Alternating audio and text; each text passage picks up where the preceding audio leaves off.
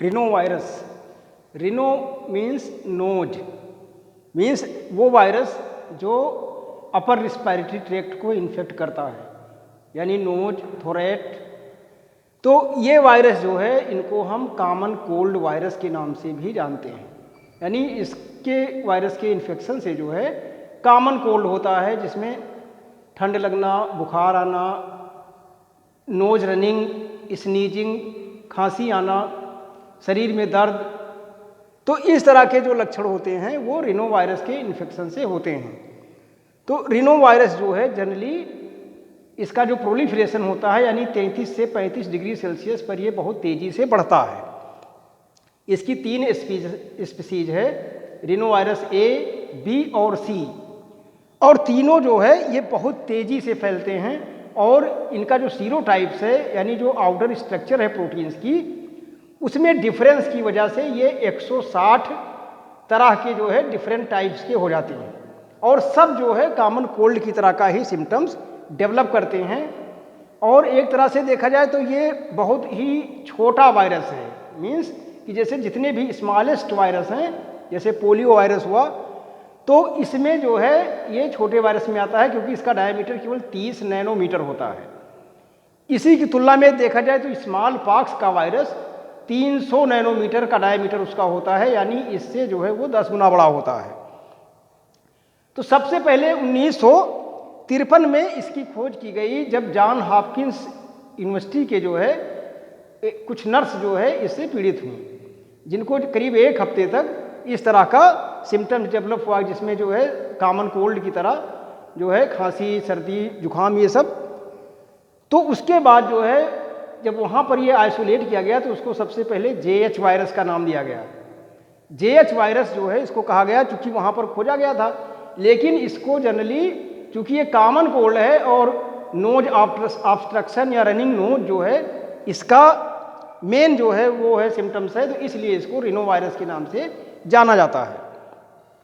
तो कॉमनली जो ये होता है रिनो वायरस, ये हवा से फैलता है, छींकने से, खांसने से, या कांटेक्ट से, या कोई चीज़ है वहाँ पर आप छू लिए जहाँ पर वो इन्फेक्शन है, क्योंकि इसका वायरस जो है शरीर के बाहर करीब 3 घंटे तक जो है वो कॉन्टेजियस हो सकता है, यानी 3 घंटे तक वो इन्फेक्शन फैला सकता है।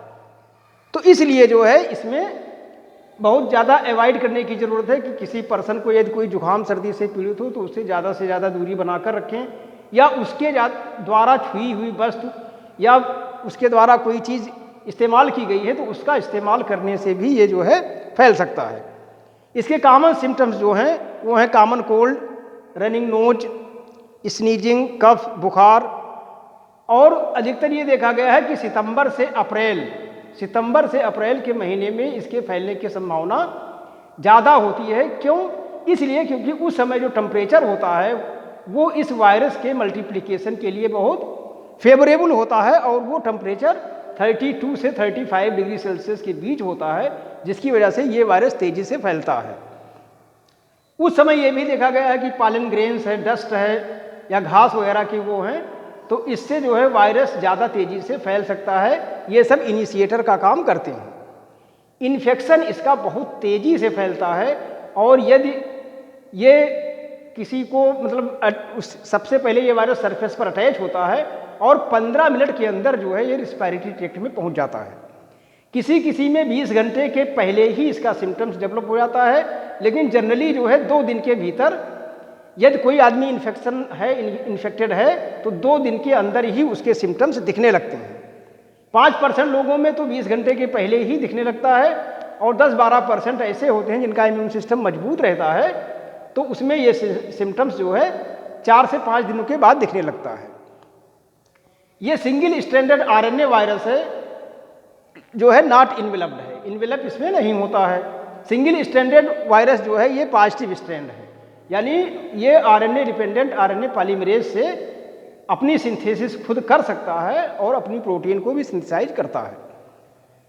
इसके लिए जो है प्लीकोनारिल जो है ड्रग दी जाती है, और ये ओरल ड्रग है, और जो है इसके लिए कॉमन कोल्ड के लिए जो है या इस रिनो वायरस के लिए जो है बहुत ज़्यादा इफेक्टिव होती है। वैक्सीन इसकी अभी तक डेवलप नहीं की गई है। वैक्सीन हो सकता है इस वजह से ना डेवलप की गई हो क्योंकि इसका मॉर्टेलिटी रेट ना के बराबर है और बहुत साधारण सिम्टम्स डेवलप होता है, तो वैक्सीन इसका प्रॉफिटेबल नहीं रहेगा।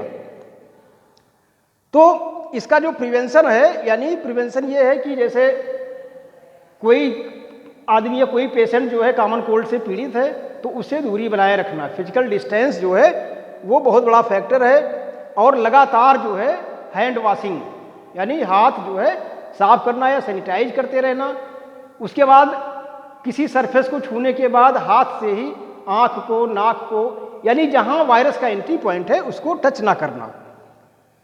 एक संबंध इसका ग्लासगो यूनिवर्सिटी ने जो है रिसर्च किया है कि यदि किसी को रिनो वायरस का इन्फेक्शन है तो रिनो वायरस के इन्फेक्शन से जो है फिर जो कोरोना वायरस है उसका इन्फेक्शन होने की संभावना कम हो जाती है।